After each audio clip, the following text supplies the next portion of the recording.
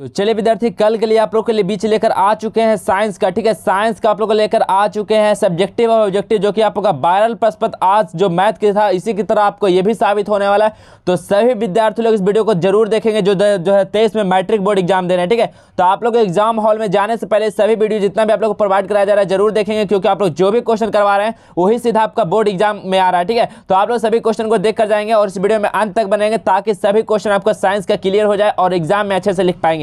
तो जो भी विद्यार्थी अभी तक नए हैं चैनल को सब्सक्राइब कर लेंगे, बेल आइकन को प्रेस कर लेंगे ताकि डेली जो आप लोग को वायरल प्रश्न मिलता है सीधा आप लोग के पास सबसे पहले पहुंचे। ठीक है, तो सबसे पहले आप लोग को बता दें कि सभी का अगर पीडीएफ और आंसर की आप लोग जैसे ही आते हैं तो बहुत सारे विद्यार्थी लोग आंसर की क्या डिमांड करते हैं। तो आंसर की के लिए आप लोग गूगल पे सर्च कर लेना होगा जस्टल एजुकेशन, वहां पे सेक्शन बना दिया गया आंसर की का, वहां से आप लोग देखिएगा तो वहां से आप लोग आंसर की सभी का जैसे एग्जाम देकर आएगा वहां पे आप लोग को मिल जाएगा आंसर की। ठीक है, तो वहां से आप लोग मिला सकेंगे। तो चलिए हम आज की वीडियो को स्टार्ट करते हैं बिना टाइम वेस्ट किए, क्योंकि साइंस का पेपर आपका कल ही होने वाला है। तो सभी विद्यार्थी लोग तैयार हो जाइए, जैसा कि आप मैथ में तहलका मचा के आए हैं वैसा ही आपका विज्ञान का पेपर में तहलका मचा कर आना है। तो पहला क्वेश्चन आप लोग देखिए, पहला क्वेश्चन काफी शानदार लाजवाब क्वेश्चन जो सीधा बोर्ड एग्जाम में आता है। तो प्रकाश के परिवर्तन के नियम को लिखना है। तो प्रकाश के परिवर्तन का कितना नियम होता है बताइए आप लोग, प्रकाश के परिवर्तन का कितना नियम होता है? सभी विद्यार्थी लोग जानते हैं 2 नियम होता है। अगर यहाँ पे प्रकाश का अपवर्तन ही पूछा जाता तो 2 नियम ही होगा। ठीक है, दोनों याद रखना, प्रकाश के परिवर्तन अपवर्तन दोनों का 2 ही नियम होता है। तो ऑप्शन नंबर बी इसका बिल्कुल सही आंसर हो जाएगा। चलिए नेक्स्ट क्वेश्चन को चलते हैं। तो नेक्स्ट क्वेश्चन क्या है?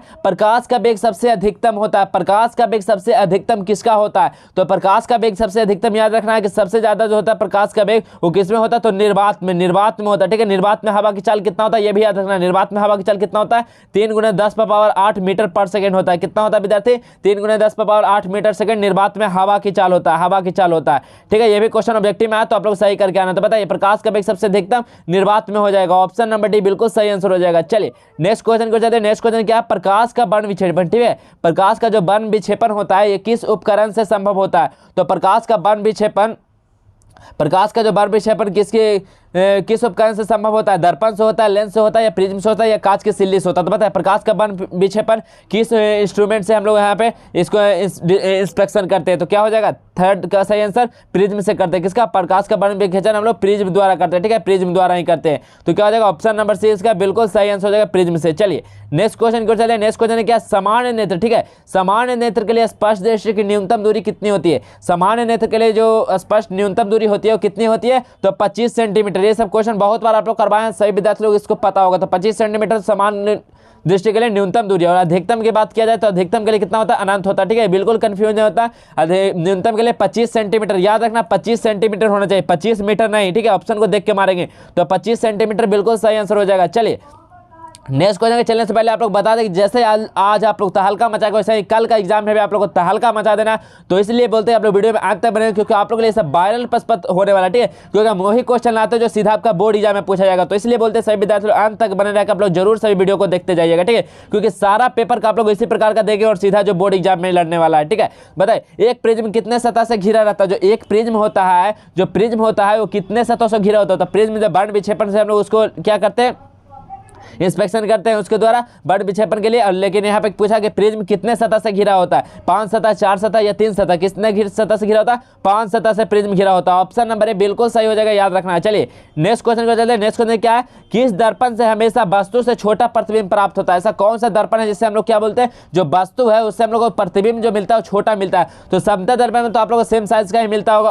अवतल में देखिएगा तो अवतल में आप लोग को जो आकार मिलता है वो बड़ा प्रतिबिंब बनता है। आप लोग जो वस्तु होगा वस्तु से बड़ा प्रतिबिंब बनता है। लेकिन उत्तल में आप लोग देखते हो, उत्तल दर्पण में देखिएगा, उत्तल दर्पण में आप लोग देखिएगा तो आप लोग जो प्रतिबिंब होगा उससे छोटा बनेगा। ठीक है, आपका जो वस्तु होगा उससे छोटा प्रतिबिंब बनेगा उत्तल में। देखिए आप लोग देखेंगे गाड़ी रहता है। ठीक है, जो गाड़ी रहता है वो गाड़ी में क्या हो रहता है? वो गाड़ी का जो साइड मिरर होता है, जो साइड मिरर ये लगा होता है, ये साइड मिरर, तो साइड मिरर में ये कौन सा होता है बताइए? साइड मिरर में कौन सा ये होता है? तो ये भी उत्तल होता है। क्यों होता है? क्योंकि वहाँ पे छोटा प्रतिबिंब उसमें दिखाता है पीछे वाले वस्तु को। ठीक है, तो ऑप्शन नंबर बी बिल्कुल सही आंसर हो जाएगा। चलिए नेक्स्ट क्वेश्चन को देखिए। नेक्स्ट क्वेश्चन क्या है? विद्युत विभव क्या है? विद्युत विभव क्या है? तो विद्युत विभव कौन सी राशि है? तो अदिश राशि। याद रखना, विद्युत विभव ऐसा विभव जो अदिश राशि है, इसमें केवल मैग्नीट्यूड होता है। अदिश राशि किसको बोलते हैं? जिसमें ओनली मैग्नीट्यूड होता है, इसमें डायरेक्शन नहीं होता, उसको अदिश राशि बोलते हैं। सदिश राशि किसको बोलते हैं? जिसमें मैग्नीट्यूड और डायरेक्शन दोनों होता है। ठीक है, याद रखना है। तो विद्युत विभव क्या हो जाएगा? तो विद्युत विभव में खाली मैग्नीट्यूड होता है, डायरेक्शन नहीं होता, इसलिए अदिश राशि हो जाएगा। ऑप्शन नंबर सही आंसर हो जाएगा। चलिए नेक्स्ट क्वेश्चन देखिए, साइड मिरर के रूप में प्रयुक्त होता है, बताइए। देखिए क्वेश्चन आपके बीच आ ही गया, लेकिन साइड मिरर के रूप में प्रयुक्त क्या होता है, तो उत्तल दर्पण करते हैं, याद रखना उत्तल दर्पण, उत्तल लेंस बिल्कुल भी नहीं मानना, ठीक है। उत्तल लेंस आप लोग अगर कहते हैं तो आपका गलत आंसर हो जाएगा, तो उत्तल दर्पण का उपयोग होता है साइड मिरर के लिए, ठीक है। चलिए नेक्स्ट क्वेश्चन को हम चलते हैं। नेक्स्ट क्वेश्चन देखिए क्या है, नेक्स्ट क्वेश्चन, जब प्रकाश की जो किरणें होती है हवा से कांच में प्रवेश करती है तब किरण मुड़ जाती है, किस ओर मुड़ती है, जब हवा जो है वो किरणें हवा से जो कांच में प्रवेश करेगा, ठीक है, जो एयर से हम लोग कांच में जब प्रवेश करें, इधर क्या है हवा है और नीचे क्या है कांच है, ठीक है, मतलब सघन माध्यम विरल माध्यम से हम लोग क्या करता है, सघन माध्यम प्रवेश कर रहा है, तो जो यहाँ से अभिलंब आएगा तो क्या हो जाएगा, तो अभिलंब क्या हो जाएगा, अभिलंब के निकट हो जाएगा, ठीक है, जाना चाहिए देखिए ऐसे, लेकिन ये अभिलंब के निकट हो जाएगा, तो ऑप्शन नंबर बी बिल्कुल इसका 9 का सही आंसर हो जाएगा, अभिलंब के निकट हो जाएगा। चलिए नेक्स्ट क्वेश्चन क्या हो जाएगा, चुंबकीय क्षेत्र का ऐसा मात्रा क्या होता है, बताइए। चुंबकीय क्षेत्र का ऐसा मात्रा याद रखना, चुंबकीय क्षेत्र का ऐसा मात्रा क्या होता है, टेस्ला होता है विद्यार्थी, क्या होता है, टेस्ला, जिसको हम लोग टी से डिनोट करते हैं, तो ऑप्शन नंबर ए सही हो जाएगा टेस्ला। और विद्युत धारा का ऐसा यूनिट क्या होता है, एम्पियर होता है, ठीक है, ये दोनों याद रखेंगे, तो टेस्ला हो जाता है चुंबकीय क्षेत्र का, तो ऑप्शन नंबर ए सही आंसर हो जाएगा। चलिए नेक्स्ट क्वेश्चन की ओर बढ़ते हैं। तो नेक्स्ट क्वेश्चन देखिए, काफी शानदार और इजी प्रश्न, जो कि समांतर क्रम, जिसको हम लोग क्या बोलते हैं, पार्श्व क्रम से में जुड़े दो प्रतिरोध, जिनके प्रतिरोध R1 तथा R2 है, का समतुल्य प्रतिरोध R बराबर क्या हो जाएगा, तो देखिए 1/R क्या होता है, पार्श्व क्रम के लिए क्या होता है, 1/R1 प्लस 1/R2 होता है, ठीक है। तो यहाँ से हम लोग क्या करेंगे, LCM लेंगे, तो यहाँ से 1/R हो जाएगा, यहाँ से LCM में क्या हो जाएगा, R1 इंटू R2 हो जाएगा, यहाँ से विद्यार्थी R1 इंटू R2 हो जाएगा, ऊपर क्या हो जाएगा R1 प्लस R2, ठीक है। इसको जब क्रॉस मल्टीप्लाई कीजिएगा तो R का देखिए वैल्यू यहाँ से हम लोग निकल जाएगा, तो जब R का वैल्यू यहाँ से निकालेंगे तो R इक्वल टू क्या हो जाएगा, तो ऊपर हो जाएगा R1 इंटू R2 और नीचे क्या हो जाएगा, तो नीचे हो जाएगा R1 प्लस R2, ठीक है, ये रिलेशन निकल के आएगा R इक्वल टू। तो देखिए ऑप्शन नंबर किस में दिख रहा होगा, ऑप्शन नंबर सी बिल्कुल सही आंसर हो जाएगा, R1 इंटू R2 बटा R1 प्लस R2, ठीक है। चलिए नेक्स्ट क्वेश्चन को चलते हैं। नेक्स्ट क्वेश्चन, जूल पर कूलाम, ठीक है, जूल पर कूलाम को क्या कहा जाता है, जूल पर कूलाम को क्या कहा जाता है, ओम कहा जाता है, वाट कहा जाता है, एम्पियर कहा जाता है या वोल्ट कहा जाता है, तो जूल पर कूलाम को क्या कहा जाता है विद्यार्थी, तो याद रखना वोल्ट कहा जाता है, जूल पर कूलाम को लोग क्या बोलते हैं, तो वोल्ट होता है, ठीक है। तो ऑप्शन नंबर क्या हो जाएगा, तो ऑप्शन नंबर ए बिल्कुल सही हो जाएगा वोल्ट। चलिए नेक्स्ट क्वेश्चन को बढ़ते हैं। नेक्स्ट क्वेश्चन, दूरदृष्टि वाला, ठीक है, दूरदृष्टि वाला नेत्र साफ साफ देख सकता है, इसका भी आपको ट्रिक बता चुके हैं, तो बताइए दूरदृष्टि वाला जो नेत्र जो है वो साफ साफ क्या देख सकता है, तो साफ साफ कहाँ की वस्तुओं को देख सकता है, तो दूर की वस्तुओं को, जिसका दूरदृष्टि हुआ रहेगा वो दूर की वस्तुओं को साफ साफ देखेगा, लेकिन नजदीक की वस्तुओं को नहीं देख पाएगा। अगर जो व्यक्ति को निकट दृष्टि दोष हो जाता है तो निकट की वस्तुओं को साफ साफ देख पाता, लेकिन दूर की नहीं देख पाता, ठीक है, ये याद रखना कि दूर रहेगा तो दूर की वस्तु को देख लेगा, दूर दृष्टि दोष होगा, अगर निकट दृष्टि होगा तो निकट की वस्तु को देखेगा लेकिन दूर को नहीं देखेगा, ठीक है, याद रखना। तो इसके लिए ऑप्शन नंबर बी सही हो जाएगा, दूर की वस्तुओं को वो साफ साफ देख सकता है। चलिए नेक्स्ट क्वेश्चन, हमारे घरों में जो विद्युत आपूर्ति की जाती है वो क्या होती है, बताइए। हमारे घरों में जो विद्युत आता है वो कितना होता है, तो 220 वोल्ट होता है, और क्या होता है, एसी करंट होता है, ठीक है, एसी करंट होता है। तो 220 वोल्ट एसी को हम लोग क्या बोलते हैं, अल्टरनेटिव करंट, जिसको हम लोग बोलते हैं प्रत्यावर्ती धारा, ठीक है विद्यार्थी। तो ऑप्शन नंबर सी सही आंसर हो जाएगा, 220 वोल्ट पर प्रत्यावर्ती धारा होती है, ऑप्शन नंबर सी सही आंसर हो जाएगा। चलिए नेक्स्ट क्वेश्चन क्या हो जाएगा, लघु पतन, ठीक है, लघु पतन के समय विद्युत धारा का मान क्या हो जाता है, तो जब लघु पतन होता है वहां पे शॉर्ट सर्किट होता है, तो वहां पे विद्युत धारा का जो मान होता है वो क्या होता है, विद्युत धारा का मान काफी ज्यादा बढ़ जाता है, इसी कारण वहां पे क्या होता है, शॉर्ट सर्किट हो जाता है। तो ऑप्शन नंबर सी बिल्कुल सही हो जाएगा, बहुत अधिक हो जाता है। चलिए नेक्स्ट क्वेश्चन की ओर हम लोग चलते हैं। तो नेक्स्ट क्वेश्चन क्या है, बिजली का सुचालक, ठीक क्या है, बिजली का सुचालक क्या है, शुष्क वायु, कागज या मिट्टी का तल या ग्रेफाइट। देखिए आप लोग कागज से आप लोग जो करेंगे तो कागज क्या है, तो ये गुड कंडक्टर नहीं है, ठीक है, ये क्या है, ये इंसुलेटर है, कागज शुष्क वायु इंसुलेटर है, मिट्टी का तेल भी क्या है, इंसुलेटर। लेकिन आप लोग ग्रेफाइट को देखिएगा तो ग्रेफाइट क्या है, तो ग्रेफाइट एक गुड कंडक्टर है, ठीक है, क्योंकि ये अधातु है लेकिन ये गुड कंडक्टर है, क्योंकि ग्रेफाइट जो पेंसिल में आप लोग को लगा होता है वो क्या होता है, वो जो विद्युत का अच्छा सुचालक होता है। तो ऑप्शन नंबर डी बिल्कुल सही हो जाएगा, ग्रेफाइट, ठीक है, विद्युत का सुचालक क्या हो जाएगा, ग्रेफाइट। चलिए नेक्स्ट क्वेश्चन की ओर बढ़ते हैं। नेक्स्ट क्वेश्चन क्या है, क्षारीय विलयन का पीएच मान कितना होता है, क्षारीय विलयन का पीएच मान कितना होता है, तो क्षारीय विलयन के लिए 7 से अधिक होता है, उदासीन के लिए याद रखना, उदासीन के लिए कितना होता है विद्यार्थी, उदासीन के लिए पीएच मान 7 होता है, 7 के बराबर होता है, ठीक है, 7 के बराबर लिख दीजिएगा। और अम्लीय के लिए कितना हो जाएगा, तो अम्लीय के लिए कितना हो जाएगा, तो 7 से कम होगा, ठीक है, कितना हो जाएगा, 7 से कम, याद रखना। क्षारीय के लिए 7 से अधिक हो जाएगा, क्षारीय के लिए 7 से अधिक हो जाएगा, और देखिए अम्लीय के लिए कितना है, 7 से कम, उदासीन के लिए 7 से ज्यादा। देखिए आप लोग ये क्वेश्चन आप लोगों को देखिए कम्युनिटी पोस्ट में भी आप लोगों को पोस्ट किया, क्योंकि काफी इंपॉर्टेंट क्वेश्चन, इसलिए हम जो इंपॉर्टेंट रहता है आपको कम्युनिटी में भी दिया जाता है कि आप लोग वहां से सभी स्टूडेंट याद रखेंगे, ठीक है। तो आप लोग कल कहीं देखिए पोस्ट में तो आप लोग ये डाला गया क्वेश्चन, तो ये बिल्कुल सही हो जाएगा, 7 से अधिक होता है, ठीक है। क्षारीय विलयन के लिए। चलिए नेक्स्ट क्वेश्चन को चलते हैं। नेक्स्ट क्वेश्चन क्या है, निम्नांकित में कौन विजातीय यौगिक है? इसमें से ऑप्शन में दिया गया, इसमें से कौन है जो विजातीय यौगिक है? चूना, पत्थर, खड़िया, संगमरमर। तो प्लास्टर ऑफ पेरिस क्या है? इसमें देखिए विजातीय यौगिक है। कैसे? तो देखिए CaCO3, ठीक है, संगमरमर का भी होता है CaCO3, खड़िया का भी क्या होता है CaCO3 ही फार्मूला होता है, और चूना पत्थर भी क्या होता है CaCO3 होता है। लेकिन प्लास्टर ऑफ पेरिस क्या होता है? तो CaSO4 इंटू हाफ H2 होता है। क्या होता है? Into half H2। तो आप लोगों को पता होगा, इस सभी फार्मूला को याद रखेंगे। तो विजातीय यौगिक कौन है? देखिए ये तीनों सेम है, ठीक है, लेकिन ये क्या है, ये प्लास्टर ऑफ पेरिस अलग है, ठीक है। CaSO4 इंटू हाफ H2 होता है प्लास्टर ऑफ पेरिस का फार्मूला, ठीक है। और जिप्सन का भी आप लोग याद रखिएगा, क्या होता है CuSO4 इंटू 2H2O होता है, ठीक है, याद रखिएगा। तो देखिए ये क्या हो जाएगा, ये क्या है, विजातीय यौगिक हो जाएगा। 18 का ऑप्शन नंबर डी बिल्कुल सही आंसर हो जाएगा। चलिए नेक्स्ट क्वेश्चन, बेकिंग सोडा का रासायनिक सूत्र है। बेकिंग सोडा का रासायनिक सूत्र, ये सूत्र भी आप लोगों को पूछा था। तो देखिए बेकिंग सोडा का रासायनिक सूत्र क्या होता है? तो NaHCO3 होता है। क्या होता है? NaHCO3 होता है। ये देखिए पोटेशियम हाइड्रोक्साइड बिल्कुल भी नहीं होता, देखिए सोडियम हाइड्रोक्साइड ये भी नहीं होता, लेकिन आपका क्या होता है, बेकिंग सोडा का NaHCO3। ऑप्शन नंबर ए बिल्कुल सही आंसर हो जाएगा। चलिए नेक्स्ट क्वेश्चन क्या हो जाएगा, निम्नांकित में से क्या है, निम्नांकित में से किस हाइड्रोकार्बन में कार्बन कार्बन परमाणु के बीच 3 आबंध होता है? बताइए जी कौन सा ऐसा हाइड्रोकार्बन ऑप्शन में दिया गया है जिसमें से कार्बन कार्बन परमाणु के बीच तीन आबंध है? बताइए ट्रिपल बॉन्ड है मतलब की। तो कौन सा हो जाएगा, किसमें ट्रिपल बॉन्ड है? तो C3H4। C3H4 में क्या है, कार्बन कार्बन के बीच यहाँ पे ट्रिपल बॉन्ड है। तो ऑप्शन नंबर सी बिल्कुल सही आंसर हो जाएगा। चलिए नेक्स्ट क्वेश्चन क्या है, CnH2n+2। याद रखना CnH2n, ये तीनों के लिए हमने बता दें। देखिए एल्केन की, ठीक है, एल्केन के लिए क्या होता है CnH2n+2 होता है। एल्कीन के लिए क्या होता है? तो CnH2n होता है। और एल्काइन के लिए क्या होता है? CnH2n-2 होता है, ठीक है। तो याद रखना तीनों क्या हो जाएगा, तो क्या होता है, देखिए एल्केन क्या होता है CnH2n+2 होता है, और एल्कीन के लिए क्या होता है CnH2n होता है, और एल्काइन के लिए क्या होता है CnH2n-2 होता है। तो CnH2n+2 किसका सूत्र हो जाएगा? तो किसका हो जाएगा? तो इसका सही आंसर क्या हो जाएगा विद्यार्थी? तो ऑप्शन नंबर एल्केन का हो जाएगा। तीनों सूत्र को याद रखना, ऑप्शन नंबर सही आंसर हो जाएगा। चलिए नेक्स्ट क्वेश्चन को बढ़ते हैं। नेक्स्ट क्वेश्चन, कार्बनिक यौगिक में क्या है कि कार्बनिक यौगिक में कार्बन की संयोजकता होती है। कार्बनिक यौगिक जो होता है इसमें कार्बन की संयोजकता कितना होता है?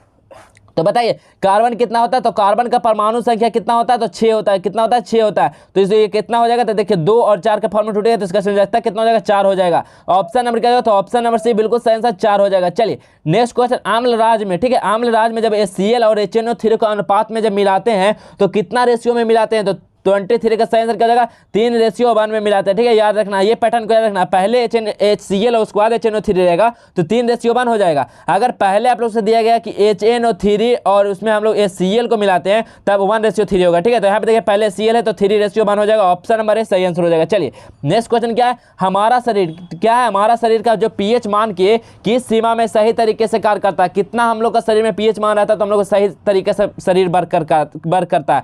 तो 7 से लेके हम लोग को 7.8 तक हम लोग का बॉडी का क्या रहता है? pH मान रहता है। तो ऑप्शन नंबर सी बिल्कुल सही आंसर हो जाएगा, तभी हम लोग का बॉडी अच्छी तरह से काम करेगा। चलिए नेक्स्ट क्वेश्चन, कौन सी अधातु कमरे के ताप पर द्रव अवस्था में रहती है? बताइए कौन सी ऐसा अधातु है जो कमरे के ताप पर क्या रहती है, वो द्रव अवस्था में रहती है? तो कौन रहता है? तो द्रव अवस्था में ब्रोमीन रहता है, ठीक है। ये क्या है? एक अधातु भी है। तो ऑप्शन नंबर ए बिल्कुल सही आंसर हो जाएगा ब्रोमीन। चलिए यहाँ पे अगर दिया जाता है कि कौन सा जो धातु, अगर धातु पूछा जाता है कि कमरे के ताप पे द्रव है तो पारा हो जाएगा, लेकिन यहाँ पे क्या पूछा गया? अधातु पूछा गया, तो इसलिए ब्रोमीन हो जाएगा। चलिए नेक्स्ट क्वेश्चन देखते हैं। नेक्स्ट क्वेश्चन क्या है, एसिल्डिहाइड का यूपीएससी नाम क्या होता है? बताइए एसिल्डिहाइड का IUPAC नाम क्या हो जाएगा? तो 26 का सही आंसर क्या हो जाएगा? तो एथेनॉल हम लोग उसको बोलते हैं। क्या बोलते हैं? एथेनॉल हो जाएगा। ऑप्शन नंबर भी सही आंसर हो जाएगा। चलिए नेक्स्ट क्वेश्चन, निम्नांकित में कौन सी गैस धातुओं के बेल्डिंग में प्रयुक्त होता है? जो इसमें से ऑप्शन में देखिए, इसमें से कौन सा जो ऐसे गैस है जो धातु के बेल्डिंग में प्रयुक्त होता है? तो क्या हो जाएगा सही आंसर? तो एथाइन होता है। क्या होता है? एथाइन। ऑप्शन नंबर सी बिल्कुल सही आंसर हो जाएगा। चलिए नेक्स्ट क्वेश्चन, निम्नलिखित में से क्या है, निम्नलिखित में किस वैज्ञानिक ने तिर्यक नियम दिया था? तिर्यक नियम का आविष्कार कौन किए थे? बताइए तिर्यक नियम कौन दिए थे, कौन सा वैज्ञानिक दिए थे? तो कौन सा वैज्ञानिक दिए थे? तो डोबे रायनर एक वैज्ञानिक थे जो तिर्यक नियम का नियम दिए थे, ठीक है। तो ऑप्शन नंबर सी सही आंसर हो जाएगा। चलिए नेक्स्ट क्वेश्चन, मेंडलीव की क्या है, मेंडलीव की आवर्त सारणी में आवर्त की संख्या कितनी होती है? मेंडलीव के जो आवर्त सारणी होती है उसमें आवर्त की संख्या कितना होता है? तो आवर्त की संख्या कितना होता है? तो 7 आवर्त होता है, ठीक है, 7 आवर्त होता है। और 18 क्या होता है? 18 वर्ग होता है, याद रखिएगा 18 वर्ग होता है और 7 स्तंभ होता है। तो स्तंभ में सॉरी यहाँ पे आवर्त होता है 7 आवर्त और 18 वर्ग होता है। तो यहाँ पे आवर्त पूछा गया तो ऑप्शन नंबर ए बिल्कुल सही आंसर हो जाएगा 7। चलिए नेक्स्ट क्वेश्चन को चलते हैं। नेक्स्ट क्वेश्चन क्या है, कोयला तथा पेट्रोलियम क्या है? कोयला और पेट्रोलियम कैसा ईंधन है? बताइए कोयला है पेट्रोलियम क्या है, तो एक जीवाश्म ईंधन है। कोयला पेट्रोलियम कैसा है, जीवाश्म ईंधन। ऑप्शन नंबर ए सही आंसर हो जाएगा। ये सब आपका क्वेश्चन रामबाण साबित होने वाला है आपका एग्जाम हॉल में। आप लोग देखिएगा तो इसी टाइप का क्वेश्चन आपका रहेगा एग्जाम हॉल में, तो इसलिए हम आप लोग को करवाएंगे ताकि एकदम गर्दा गर्दा कल के पेपर में भी करके आना है। तो चलिए नेक्स्ट क्वेश्चन क्या है, निम्नांकित में कौन प्राकृतिक संसाधन है, तो बताइए निम्नांकित में जो है कौन प्राकृतिक संसाधन है, वायु है, जल है, मृदा है, इनमें से सभी। तो निम्नांकित में कौन प्राकृतिक संसाधन है, तो इसमें सभी क्या है, ये प्राकृतिक संसाधन। जल भी क्या है, जल भी भगवान का दिया हुआ है तो प्राकृतिक है, मृदा भी वही है, हवा भी वही दिया हुआ है, तो इनमें से सभी। ऑप्शन नंबर क्या होगा, ऑप्शन नंबर डी बिल्कुल सही आंसर हो जाएगा। चलिए नेक्स्ट क्वेश्चन क्या है, कैल्शियम की परमाणु संख्या कितना होता है, बताइए कैल्शियम की परमाणु संख्या कितना होता है, बताइए। याद होना चाहिए सभी विद्यार्थियों को, कैल्शियम का परमाणु संख्या 20 होता है। 20वां नंबर पे क्या आता है, कैल्शियम कितना नंबर पे, 20वां नंबर पे। इसका संकेत क्या होता है, सी है, ठीक है। तो ऑप्शन नंबर बी बिल्कुल सही आंसर हो जाएगा 20, ठीक है। चलिए नेक्स्ट क्वेश्चन क्या है, स्वपोषी पोषण के लिए आवश्यक क्या होता है, बताइए स्वपोषी पोषण के लिए क्या आवश्यक होता है,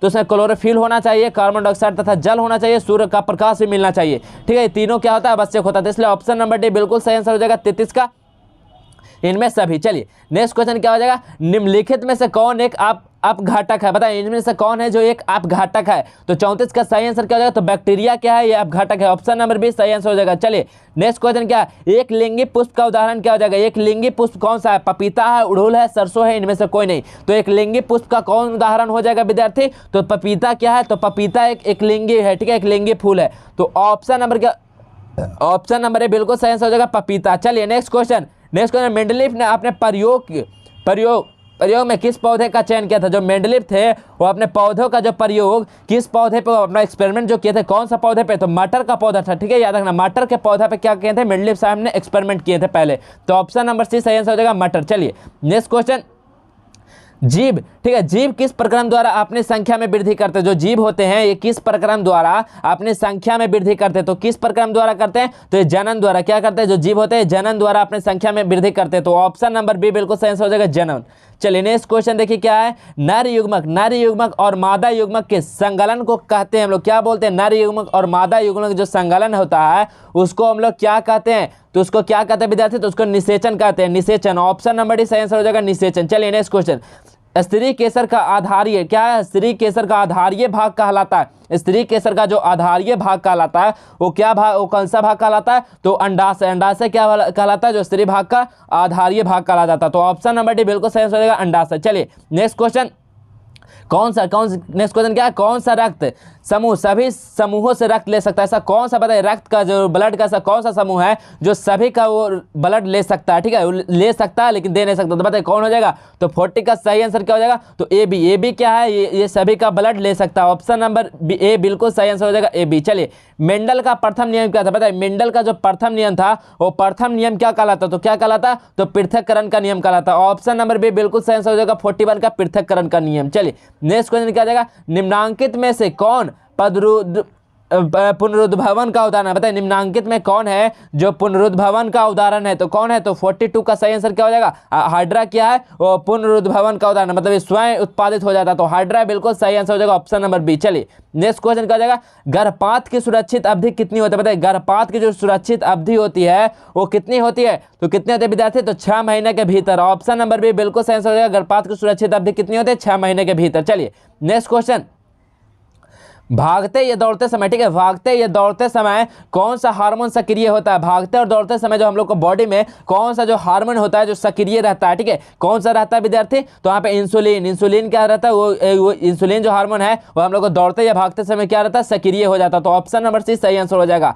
नेक्स्ट क्वेश्चन देखिए, नेक्स्ट क्वेश्चन क्या है, मास्टर ग्रंथि किसे कहा जाता है, तो मास्टर ग्रंथि हम लोग कौन सा ग्रंथि को कहते हैं, तो मास्टर ग्रंथि कौन सा ग्रंथि को कहते हैं, तो पिट्यूटरी ग्रंथि को हम लोग क्या बोलते हैं विद्यार्थी, मास्टर ग्रंथि। याद रखना पिट्यूटरी ग्रंथि को हम लोग मास्टर ग्रंथि बोलते हैं, तो ऑप्शन नंबर बी सही आंसर हो जाएगा। नेक्स्ट क्वेश्चन, पादप हार्मोन, ठीक है, पादप हार्मोन का उदाहरण क्या हो जाएगा, पादप हार्मोन का कौन सा उदाहरण हो जाएगा, ऑक्सिन, एड्रेलिन, टेस्टोस्टेरोन, एस्ट्रोजन, तो बताइए पादप हार्मोन का उदाहरण कौन हो जाएगा, तो कौन सा हो जाएगा, तो ऑक्सिन, ठीक है, ऑक्सिन क्या है, ये पादप हार्मोन का उदाहरण है, तो ऑप्शन नंबर ए बिल्कुल सही आंसर हो जाएगा। चलिए नेक्स्ट क्वेश्चन, नेक्स्ट क्वेश्चन है, निम्न में से कौन सा एंजाइम लार में पाया जाता है? बताइए निम्न में से कौन सा एंजाइम है जो लार में पाया जाता है? तो लार में पाया जाता है कौन सा एंजाइम? तो टाइलिन। टाइलिन क्या है? एंजाइम में पाया जाता है। तो ऑप्शन नंबर क्या हो जाएगा? तो ऑप्शन नंबर बी बिल्कुल सही आंसर हो जाएगा, टाइलिन। चलिए नेक्स्ट क्वेश्चन देखिए, निम्न में से कौन सा प्रभावी गुण है? बताइए निम्न में से कौन सा प्रभावी गुण है? तो इसमें से कौन है जो प्रभावी गुण हो जाएगा विद्यार्थी? तो इसमें से जो लंबा क्या है, एक प्रभावी गुण है। तो ऑप्शन नंबर ए बिल्कुल सही आंसर हो जाएगा। लंबा क्या होता है? प्रभावी देने जो प्रभावी गुण है, जो कितने सर देखते हैं तो लंबे हो जाते हैं बहुत, ठीक है। तो ऑप्शन नंबर ए बिल्कुल सही आंसर हो जाएगा। चलिए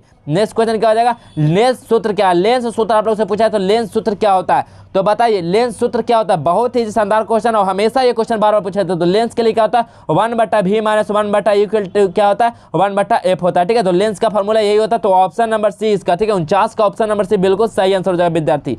चलिए तो देखिए आप लोगों के लिए सभी क्वेश्चन ऑब्जेक्टिव का जो कि काफी महत्वपूर्ण था, इसलिए हम करवा दिए। तो आप लोग एग्जाम हॉल में जाने से पहले जरूर इस वीडियो को देखेंगे, और सब्जेक्टिव यहाँ पे देखिए आप लोगों को करवाए हैं, तो सब्जेक्टिव भी सभी क्वेश्चन को देख लेंगे। यहाँ पे देखिए फिजिक्स का क्वेश्चन है 2 मार्क्स का। तो देखिए किस तरह का क्वेश्चन आता है कि उत्तल लेंस, ठीक है, उत्तल लेंस से आभासी प्रतिबिंब बनना किरण आरेख द्वारा दिखाएं, ठीक है। आप लोग किरण आरेख मतलब वही बनाना है उत्तल लेंस द्वारा, कि आप लोग कहाँ पे आप लोग ऑब्जेक्ट के रखेंगे तो जो प्रतिबिंब आभासी बनेगा, ठीक है, उसको दर्शाना है। नेक्स्ट है गोलीय दर्पण की वक्रता त्रिज्या अगर 20 है तो फोकसांतर क्या हो जाएगा? इसका फोकसांतर निकालना 2 मार्क्स का क्वेश्चन। नेक्स्ट देखिएगा, उस दर्पण का नाम बताइए जो किसी वस्तु को सीधा तथा आवर्धिक प्रतिबिंब बना सके, ठीक है। कौन सा दर्पण है उसका नाम बताना है, 2 मार्क्स का क्वेश्चन है।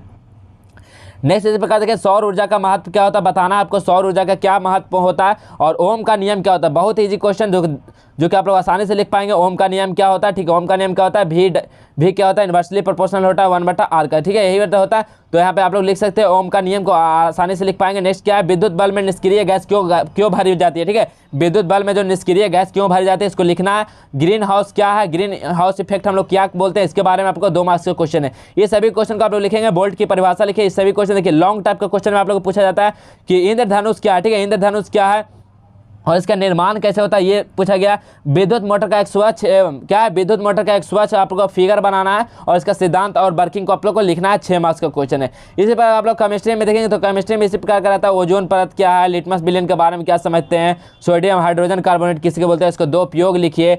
निम्नलिखित रासायनिक समीकरणों को संतुलित करना आप लोग को, ठीक है। पीतल और तांबा में बर्तनों में दही खट्टा पदार्थ क्यों नहीं रखने चाहिए, ठीक है, ये सभी लिखा जाता है। क्योंकि यहाँ पे क्या होता है, यहाँ पे आपका पॉइजन बन जाता है। अगर हम लोग पीतल और तांबा के बर्तन में कोई खट्टा दही या कोई खट्टा पदार्थ रखेंगे तो क्या होता है? पॉइजन बन जाता है। इसके बारे में पूरा लिखेंगे। यही सब आप लोग देखिए लिखा गया। साबुन क्या है? इस सब आपका केमिस्ट्री का क्वेश्चन है, ठीक है। लॉन्ग क्वेश्चन भी देखिए, साबुन और पर्जक में अंतर लिखना, और जल संरक्षण एवं जल प्रबंधन के लिए क्या क्या किया जाना चाहिए, ये लिखा गया। बायोलॉजी का क्वेश्चन में आप लोग देखेंगे तो 2 मार्क्स का क्वेश्चन, और लॉन्ग क्वेश्चन किस तरह का है। तो बायोलॉजी में प्रकाश संश्लेषण से आप क्या समझते हैं? समजातीय श्रेणी क्या है? नेक्स्ट है पोषण की परिभाषा दे। श्वसन और दहन में 2 अंतर लिखना। उत्सर्जन क्या है? पादप हार्मोन क्या है? धमनी और सिरा में कोई 2 अंतर लिखना है। पोषण क्या है, ठीक है। इसमें देखिए लॉन्ग क्वेश्चन बायोलॉजी का, तो मानव हृदय में नामांकित, ठीक है, जो मानव हृदय होता है उसका आप लोग नामांकित साफ सुथरा डायग्राम बनाना है, और डार्विन के विकासवाद के सिद्धांत को व्याख्या करना है, ठीक है। तो आप लोग इतना देखिए सब्जेक्टिव ऑब्जेक्टिव क्वेश्चन जो कि काफी भी आई था, तो आप लोगों के लिए प्रोवाइड किए। तो आप लोगों को वीडियो अच्छा लगा तो लाइक कर दिएगा, शेयर कर दिएगा, और आप लोग जरूर इस वीडियो को आप लोग देख कर जाना एक बार, जब सभी क्वेश्चन को एक बार जरूर याद करके जाना, ताकि कल का पेपर में भी आप लोग को धुआं करके आना, ठीक है विद्यार्थी। तो वीडियो अच्छा लगा तो लाइक कर दीजिएगा, और सभी लोग सबसे इंपॉर्टेंट बात कि आप लोग अगर सब कुछ भी चाहिए तो आप लोग गूगल पे सर्च कर लीजिएगा जस्ट एजुकेशन। आप लोग को सभी चीज़ का PDF आंसर की सभी का सेक्शन बनाया गया, आप लोग वहाँ से आसानी से डाउनलोड कर पाएंगे, ठीक है। तो वीडियो अच्छा लगा तो लाइक कर दीजिएगा। तो चलिए हम मिलते हैं अगले वाले वीडियो में, तब तक के लिए जय हिंद, वंदे मातरम।